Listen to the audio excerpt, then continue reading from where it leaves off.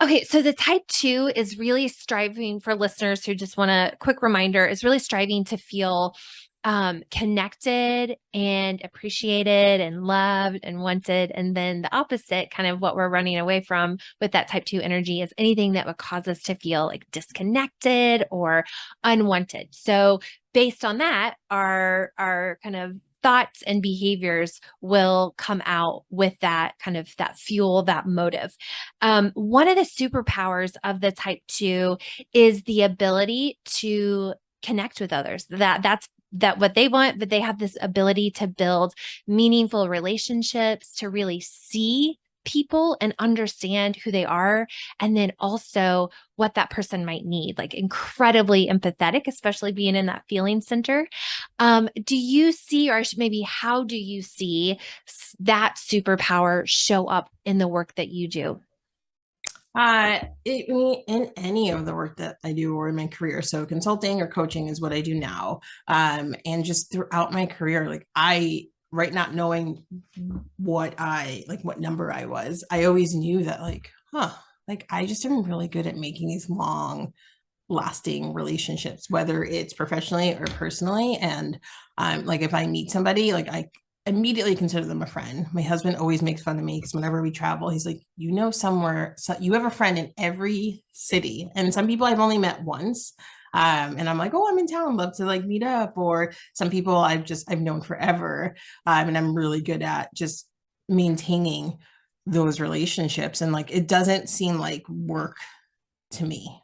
And it's very easy for me to pick up if I hadn't even seen you in like a year and not think twice about Yeah, yeah.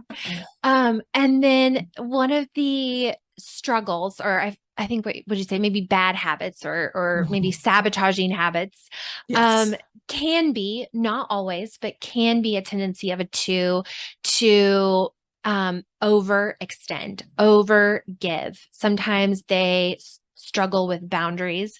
They say yes when really they want to say no. Mhm. Does that resonate with you? And if so, how have you seen that show up? Yeah, so I would just run myself like ragged. So I'm also an introvert.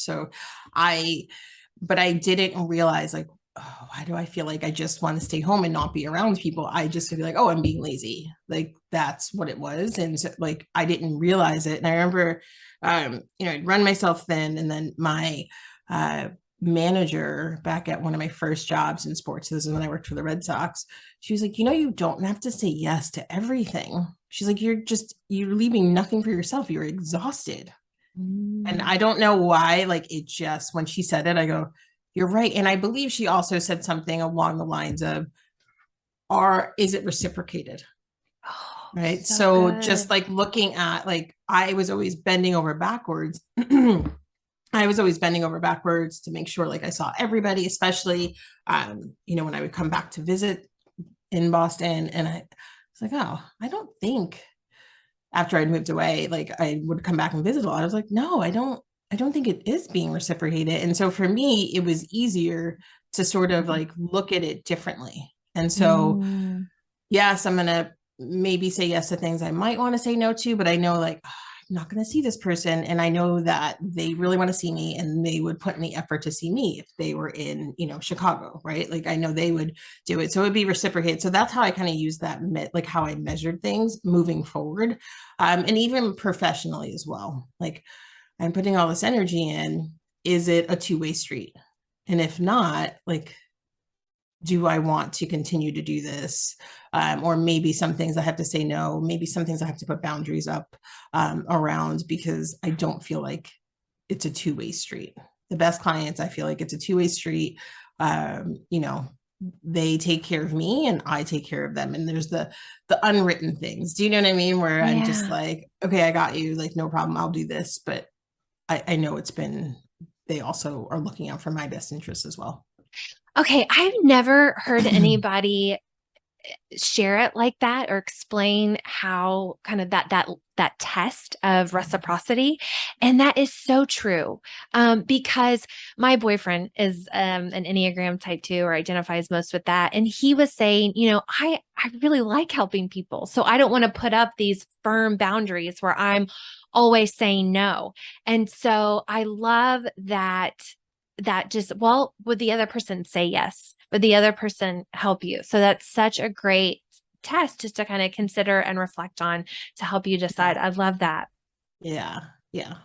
Um, one of the other things about the Enneagram type 2, again, just a tendency for those of you who may also resonate with this, is they're in this category. So the Enneagram has all kinds of groupings. And one of those has to do with kind of how you approach, your goals. How am I doing? Kind of your check-ins. And for the type 2, they're in a grouping with the 1s, the 2s, and the 6s, where it's called dutiful, sometimes the compliant stance. And really all that it means is they have a tendency to check outside of themselves, either with a set of guidelines, either with a set, maybe somebody else, kind of comparing how am I doing? Am I doing good and okay? Whereas there's other ways to handle that. And I think that all human beings can have a tendency to look outside of themselves to know, how am I doing? I know that because I've listened to your podcast and I've been following you on social media, that you have done a ton of growth. You've had a ton of experience and you've, worked on yourself a lot. For somebody who is maybe in a leadership position or starting a new business, growing a business, we can have this tendency to kind of look outside of ourselves and put all of our eggs into how worthy am I? How good am I based on what other people think? How have you, what do you use to measure your success, or, how are you doing? Maybe that isn't solely on what other people think.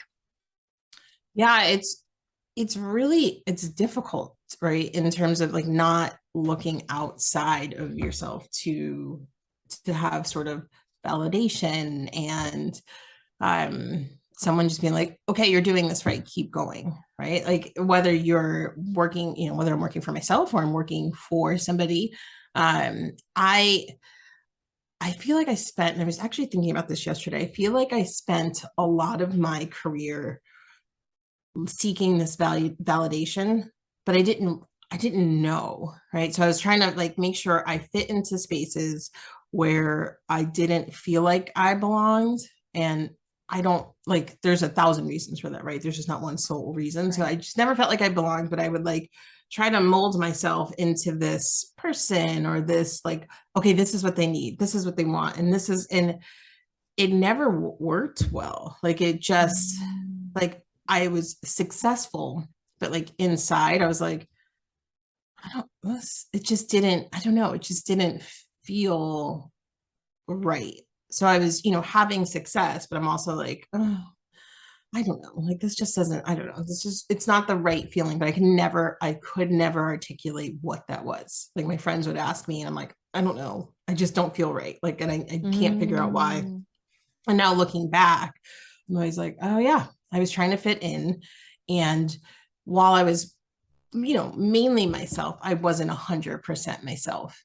And so, moving forward, when I started, that's why I was like, you know what, I don't think I'm meant to work for a team or a company, whatever. I feel like I'm just supposed to be on my own. I feel like I've always had this entrepreneurial bug in me. And then, I always had support from my father, who, pushed me to start my own business. And so I just realized I was like, okay, why don't I just do it on my own? So why don't it could just be me. I can pull in a team, but it really can, I can take on the clients I want to take on, go after the clients that I want to work with.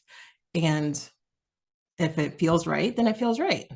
And like, I've had some great clients so far, especially on the consulting and contract work side. They've had some great clients where it just fits. They really value my expertise and they'll listen to my recommendations. And sometimes I take it, sometimes I don't, but like I feel a sense of value. And so I show up the same way every single time. Here's what I have, here's what I can offer. If it doesn't work, it doesn't work. I've had to say no to some things, which is tough right now, especially after like going through COVID and trying to recover.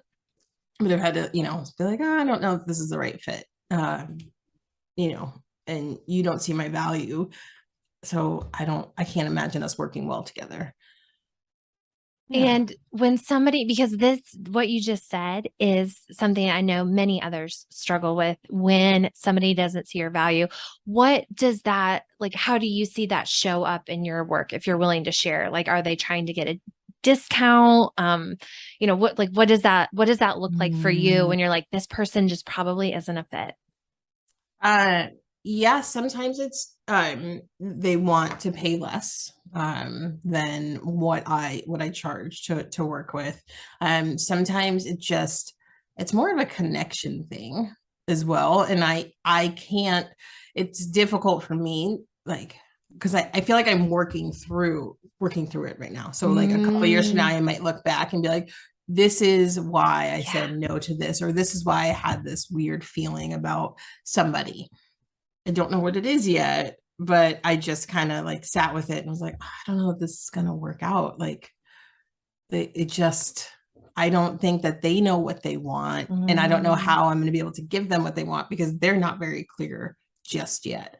Right. So it's, for me, it's asking a lot of the right questions to learn, what someone needs. And also knowing my capabilities. Like when it comes to the consulting and contract side, I know I love to go in and fix a problem. I love to, or bring a specific expertise that the person I'm working with doesn't have.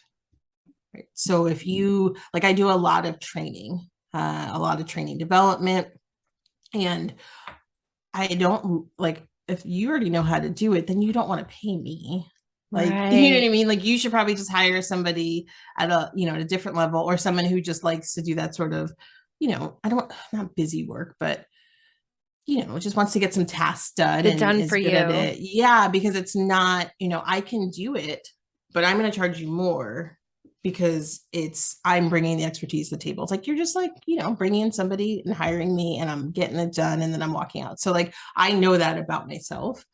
So I want to, come in, help you, and then leave. Like, I don't want to stay forever.